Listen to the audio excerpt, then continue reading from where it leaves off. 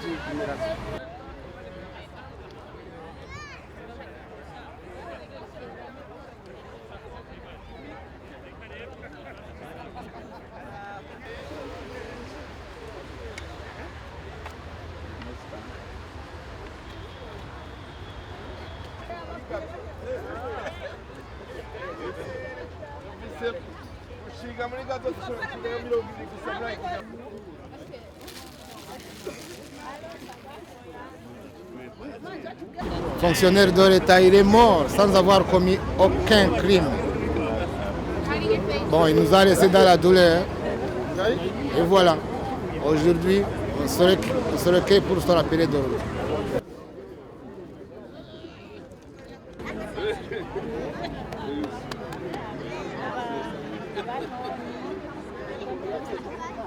Je suis ici pour vous présenter le mode de circonstance de cette journée où nous commémorons un événement très important au Burundi. Distingués invités, chers amis des Burundais, chers compatriotes, bonjour. Au nom de tous les membres de la communauté burundaise du Canada, je vous souhaite la bienvenue. Bienvenue à la 42e commémoration du génocide des Hutus au Burundi.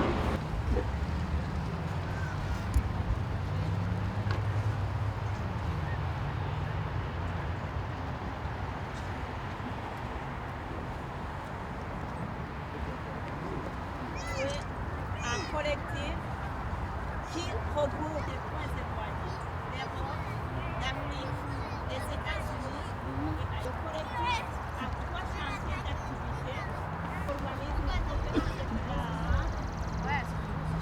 à l'auditorium d'activité, c'est pour le travail du collectif, c'est pour ça que vous avez eu une invitation.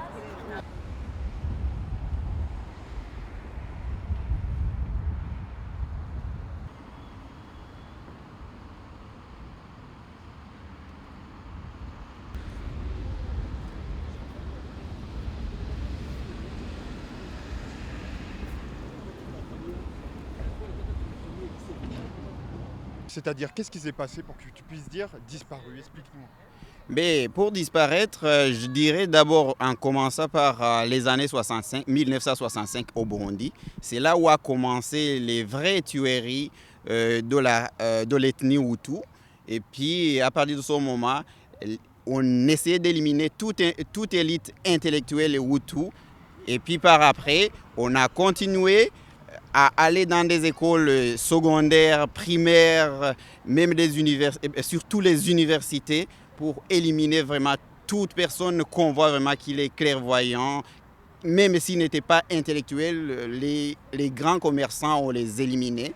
En 1972, ça a été grave. Ça a été grave. On a massacré énormément de Hutus. Et puis, tous ces âmes se reposent sans aucune suite. Ce qui nous fait mal, justement, c'est pourquoi? C'est parce que tout cela était fait tambour battant.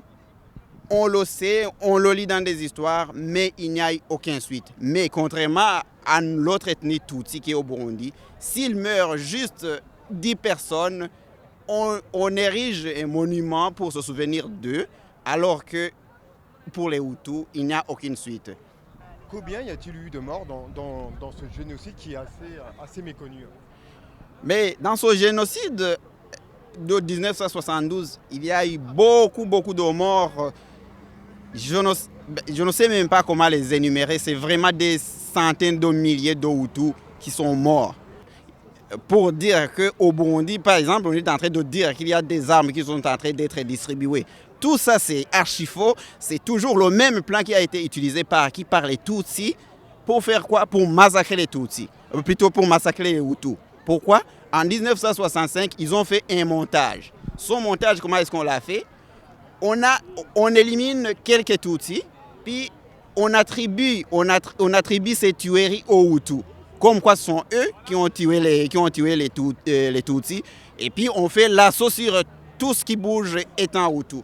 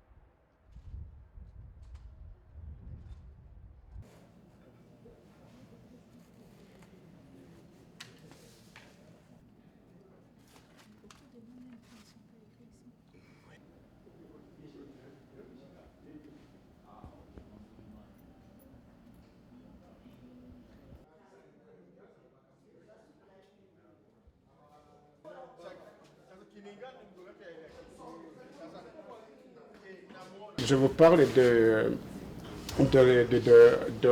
du plan Simbananié Artemo. Lui, c'est lui qui a organisé le génocide burundais en 1972, d'où il y a eu 300 000 morts Hutus tués, intellectuels, et le plan a été conçu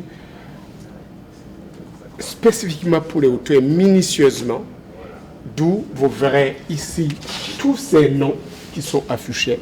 Ils sont nés à cette année-là seulement, en 1972. Et comme je le disais tout à l'heure, il y a le président Tadi Amira qui a été assassiné dans l'avion présidentiel du président rwandais, donc abattu. Puis jusqu'à aujourd'hui, le pouvoir burundais aujourd'hui n'a même pas initié une enquête pour savoir qu'est-ce qui a né, qu'est-ce qui s'est passé, qu'est-ce qui s'en va. Encore, les tueurs, ils sont là. La justice internationale ne dit mot, ne dit rien du tout. Et comme vous voyez, le président actuel dont je vous montrais tout à l'heure, lui, c'est son père. Ngabissawa Eustache. C'est son père, il a été assassiné en 1972. Aujourd'hui, il est président. Et si on voit qu'il n'arrive pas à demander justice pour son père qui a été assassiné, égorgé par sa cravate, on se demande quand est-ce que la justice fera son jour. Et lui, Panigwa Eliakim, c'est le président du parti au pouvoir au Burundi, le FDD. Il est orphelin de 1972. Lui, en 1972, il a été assassiné avec ses 10 frères. La justice n'est pas encore faite encore. Je voulais vous passer le représentant du collectif, qui est en même temps le coordinateur principal, qui est le maître de la cérémonie aujourd'hui.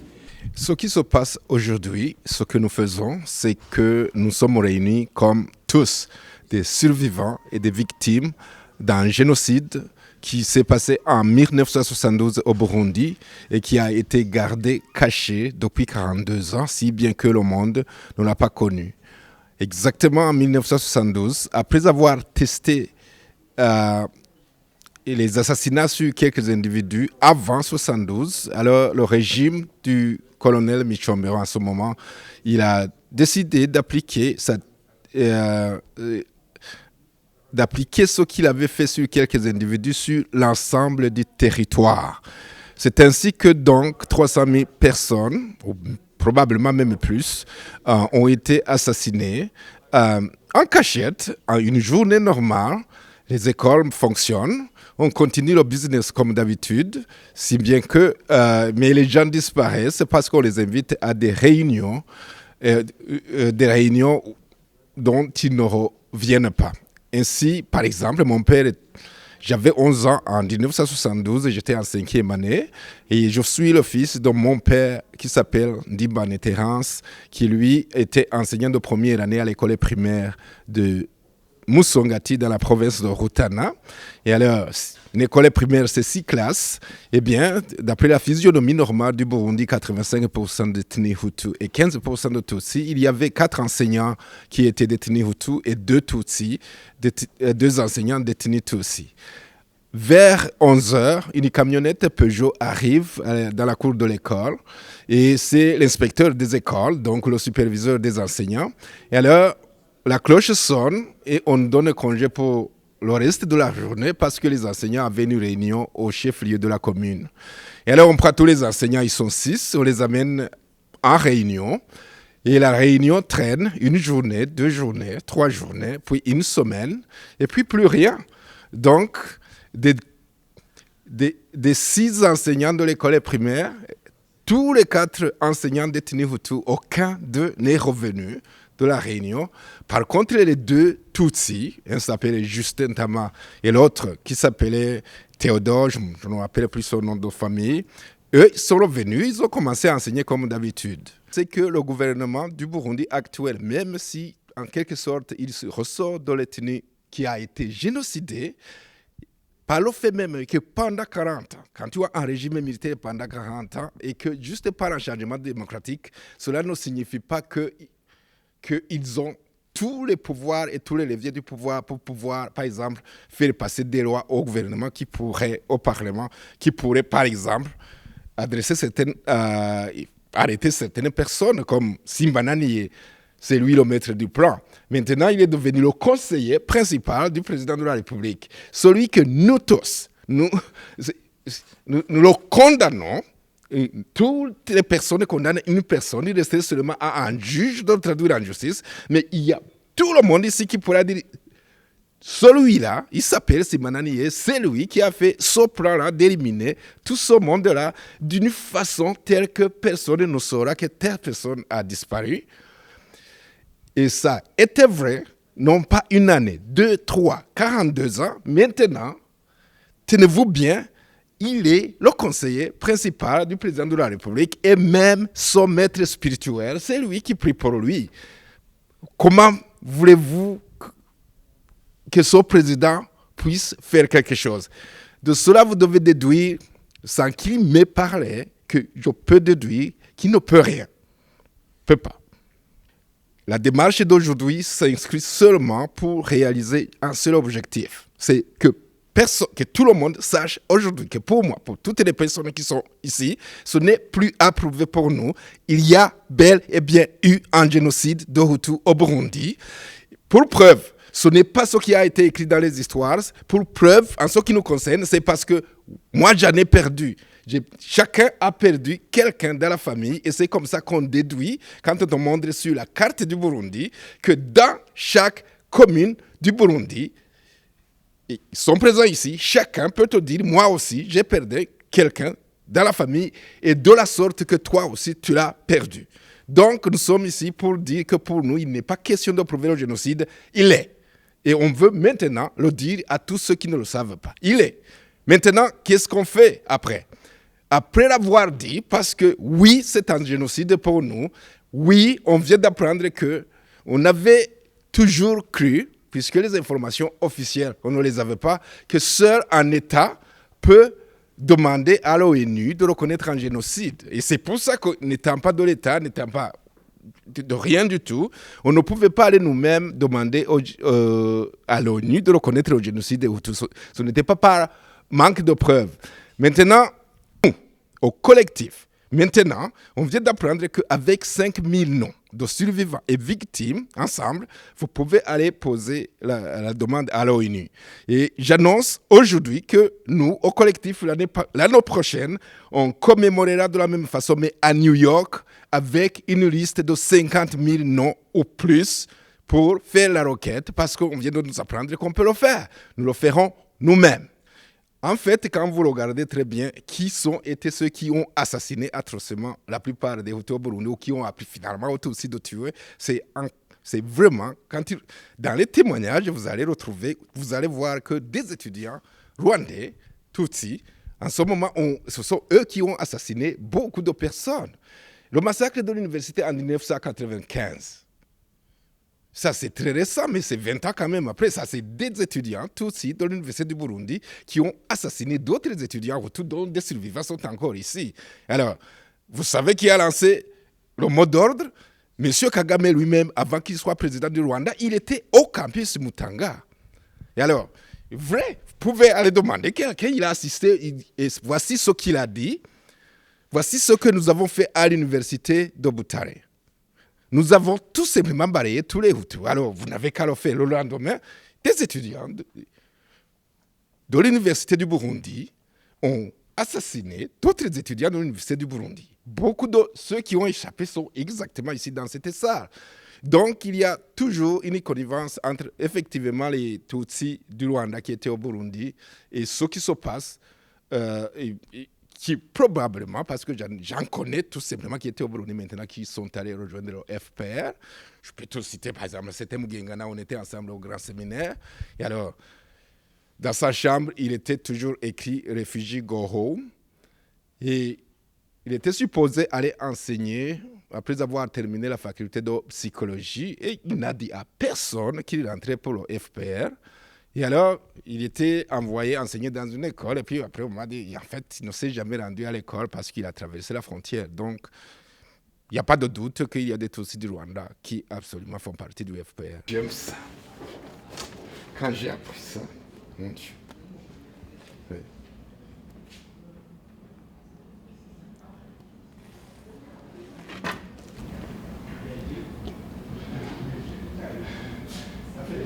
Alors, j'ai déjà été formellement menacé de mort et je me suis déjà fait protéger par la police ici au Canada parce qu'on ne sait jamais à une rue ou à la maison. Et je pourrais disparaître à n'importe quel moment ici. Et ce que je dis, c'est que si jamais je disparaissais, il faudrait commencer l'enquête juste à côté, à partir de ce que nous sommes en train de montrer ici. C'est tout simplement parce que je suis une de ces personnes qui acceptent de révéler ce qui s'est passé chez nous et que ces autres personnes, ils n'aiment pas que la vérité soit dite publiquement. Et ils sont très dangereux. Au moment où on se parle, je sais qu'ici au Canada, parce que le crime, il n'y a jamais eu quelqu'un qui est parvenu finalement à leur recoller le crime du Burundi. C'est bien que quand ils rentrent ici, ils n'ont aucun dossier criminel, donc c'est des personnes comme tant d'autres. Nous sommes les seuls qui savons que ces personnes, non seulement ont tué des personnes, il y en a qui ici, pas à Montréal, mais à Toronto, j'en sais, qui ont brûlé des personnes avec des pneus de feu. Tu prends un Hutu et tu allumes un pneu, tu le mets sur un coup et tu le lances dans la rue. Il y en a qui sont ici. Pourquoi? Parce qu'ici au Canada, ils ne sont pas des criminels. Ils n'en ont pas au Burundi. Il n'y a personne qui a un dossier criminel. S'il y a quelqu'un qui a un dossier criminel, c'est forcément un Hutu, jamais un Tutsi. Et alors, vous voulez dire qu'il y a des possiblement des génocidaires ou des génocidaires qui sont ici à Toronto en toute légalité, que le gouvernement du Canada n'est pas au courant? C'est exactement ce que je suis en train de dire. Et je déduis la logique du fait que ça s'est passé au Burundi, c'est vrai, les gens sont morts, ils sont 300 000, sont peut-être même plus que ça. Ça s'est fait à répétition. Il n'y a pas, pour le simple fait qu'il n'y a personne qui a traîné un dossier de criminel au Burundi. Donc quand il rentre ici, il rentre comme des personnes normales qui n'ont rien à se reprocher. Mais nous, puisque nous venons du Burundi, nous savons que oui, des personnes, non pas seulement moi, mais beaucoup d'autres ici dans la salle ont déjà été menacées par des personnes directement ici au Canada. Le Canada ne le sait pas puisqu'on ne parlait pas. C'est peut-être maintenant que le Canada va commencer à s'y intéresser parce qu'on commence à parler et on va aider le pays, s'ils veulent bien, pour qu'on leur indique ces criminels parce que certains, on les connaît. C'est seulement qu'on ne peut pas accuser quelqu'un sans des preuves tangibles, mais on restera à la justice canadienne parce qu'au moins il en existe une ici, par Burundi, pour pouvoir traiter le dossier et traduire quelqu'un en justice.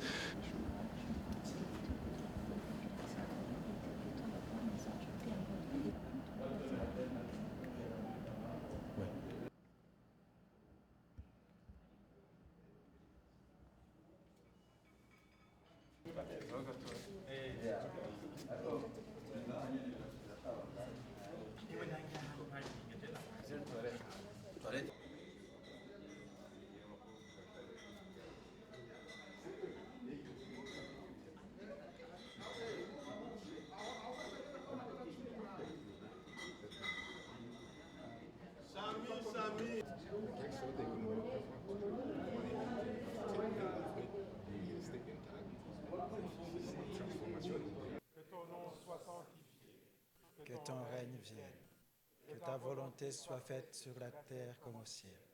Donne-nous aujourd'hui.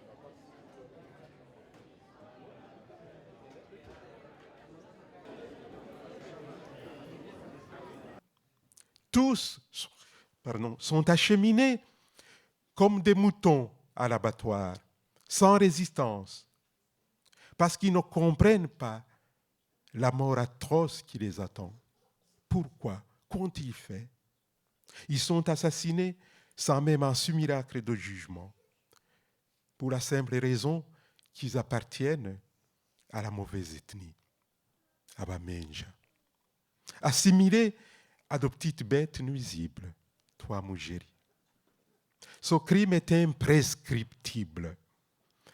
C'est une exigence de la justice qui soit qualifié comme crime des crimes et qui soit à jamais condamné.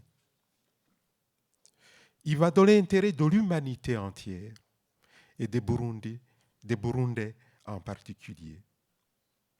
Pleurer les victimes, réhabiliter leur mémoire est un devoir qui incombe aux survivants et aux descendants que nous sommes.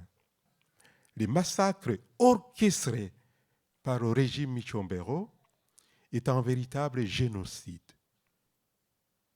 qui doit être reconnu comme tel et traité de manière qui s'impose. Je dis que je peux vous choquer. Il y en a beaucoup parmi les victimes qui ne diraient pas ce que je viens de dire. Tournons la page, oublions.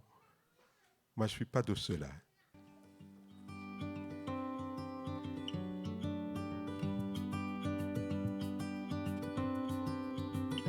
Grâce infinie de notre Dieu qui un jour m'a sauvé. J'étais perdu, errant de lieu en lieu, lorsqu'il m'a retrouvé. Ma vie fut complètement changée au moment où j'ai cru